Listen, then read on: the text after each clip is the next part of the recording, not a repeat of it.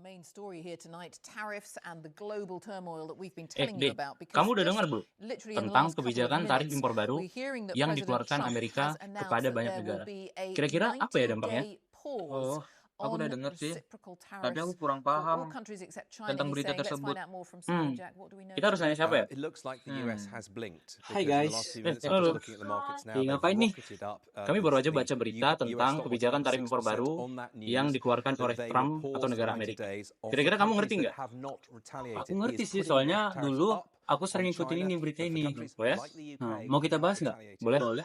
Ya, kita bahas. Halo semuanya. Selamat datang di video kami. Kali ini saya Salomo dan ada teman saya Marv dan teman saya satu lagi Dean akan membahas salah satu isu yang sedang ramai diperbincangkan di dunia ekonomi dan hukum internasional, yaitu adalah tarif impor baru yang dikenakan oleh Amerika Serikat. Tarif ini tidak hanya berdampak pada negara tujuan seperti negara Tiongkok, tetapi juga berdampak sangat besar kepada perdagangan global atau pasar global yang dimana termasuk negara tercinta kita yaitu negara Indonesia. Nah, sebagai mahasiswa hukum yang mempelajari hukum ekonomi, penting bagi kita untuk mengetahui isu-isu terkait dan mempelajari dampak-dampak ke negara-negara lainnya. Tanpa berlama-lama lagi, mari kita bahas.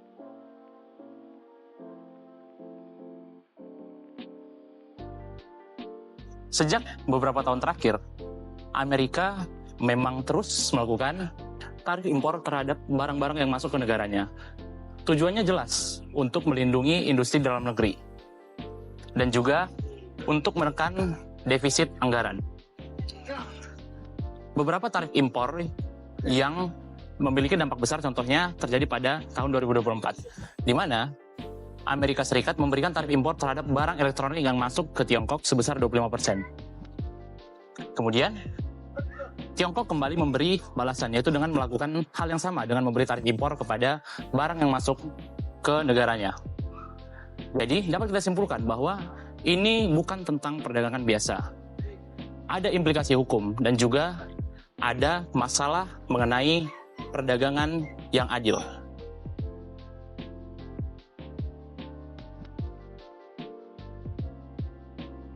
Dalam hukum perdagangan internasional, khususnya General Agreement on Tariff and Trade, terdapat prinsip non-diskriminasi dan most favored nation.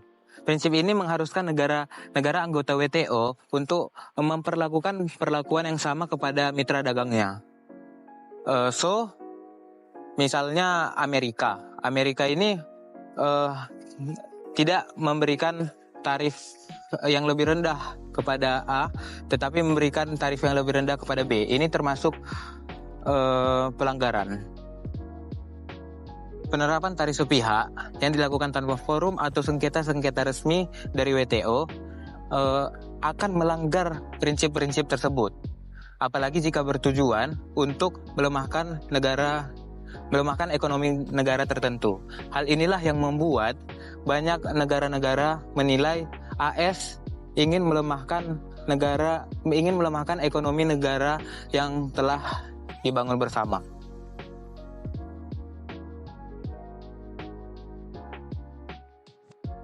Secara global, perang tarif ini menciptakan ketidakpastian. Harga barang naik, rantai pasar terganggu, dan membuat para investor menjadi ragu untuk menanamkan modalnya. Di Indonesia sendiri, kita bisa melihat dari dua sisi. Sisi yang pertama yaitu sektor ekspor bisa termasuk naik karena harga komoditas ikut naik. Dari sisi lainnya, kita bisa mengambil keuntungan karena kita bisa menjadi sebagai alternatif bagi negara AS dan Tiongkok. Misalnya, jika Tiongkok kesulitan mengekspor barang ke AS, Tiongkok dapat mengekspor ke Asia Tenggara, yang dimana situ ada negara kita yaitu Indonesia. Namun, itu menimbulkan tantangan bagi produk lokal yang harus bisa bersaing.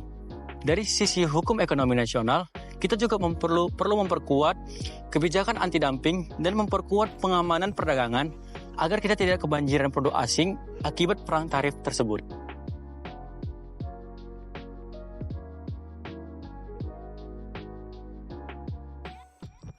Dengan demikian, dapat kita simpulkan bahwasanya tarif impor yang diberlakukan oleh Amerika bukan hanya isu ekonomi yang biasa. Ada dinamika hukum yang kuat di dalamnya, yang pastinya langsung memengaruhi perdagangan internasional. Sudah sepantasnya sebagai seorang yang belajar hukum, kita mengetahui apa yang menjadi dampak daripada tarif ini. Sehingga yang kita pelajari dalam kelas dapat kita praktikkan, dapat kita implementasikan. Saya harap dengan adanya video ini, teman-teman semuanya semakin peduli terhadap dinamika global, khususnya dalam perspektif hukum ekonomi. Sekian, terima kasih.